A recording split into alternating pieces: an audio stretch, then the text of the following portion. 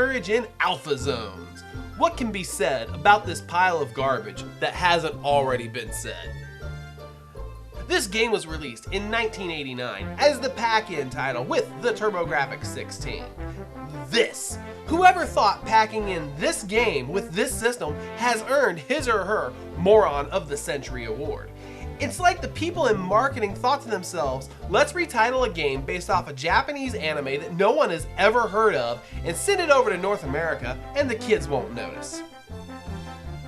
The story goes like this. Struck by a giant meteor, the world has been invaded by creatures from another planet, burrowing deep within the Earth's surface.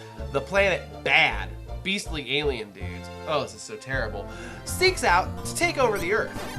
As a member of NICE, like I said guys, this is horrible, Nations of International Citizens for Earth, Keith's mission is to defeat Bad and bring peace to the world. This is very common and not special at all. The story does not make me want to play this game one bit, and I'm being extremely generous by giving it a 1.5. The game's audio is just downright annoying. The music is lame and repetitive. What's worse is if you aren't careful, it'll get stuck in your head and you will be praying to hear a cat caught in a meat grinder to get the awful music out of your head. The sound effects are not very pleasing to the ear either. In fact, let's just mute the game and put on some MP3s. The sound gets a 1. The gameplay would have to be called mediocre at the very best. The levels are separated into 2 sections. Your first section is like some little kid's nightmare. You play as a young boy, Keith, who happens to look nothing like the cover art, by the way. As you move to the right through a town infested by all kinds of oddball enemies, all you have is your trusty sword and your wits.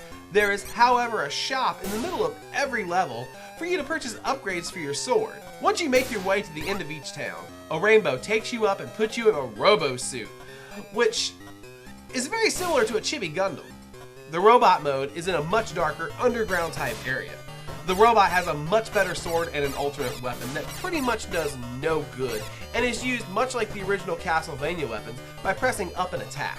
Overall, the gameplay just does not hit the mark, which is why it earns its score of a 1.5.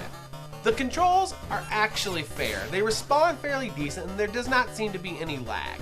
They aren't perfect by any means, but that just comes from poor game design. So I'm going to be generous and give the controls a 2.5, you know, just to be nice. It is Christmas. Finally, the graphics. They're pretty decent. In the first half of the levels, they are very colorful. The character sprites do not look that great, and they animate very poorly. There is not much slowdown, which is good, however. The graphics shine when you enter the robot mode in the second half of the levels. The sprites are big and animate way better than they did in the level's first half. The backgrounds suffer by becoming very dark and bland, but some of the character designs for these enemies are just fun and hilarious. With all that being said, the graphics get a 2.5. Well guys, that was it for this review. The game does not hit any home runs and can be fun to try, but it's not one that I'll ever be going back to. It suffers from just too many issues. That is why I'm giving Keith Courage in Alpha Zones a 1.8 out of 5. Thank you guys so much for watching. Please be sure to check out some of my other videos and have a very Merry Christmas.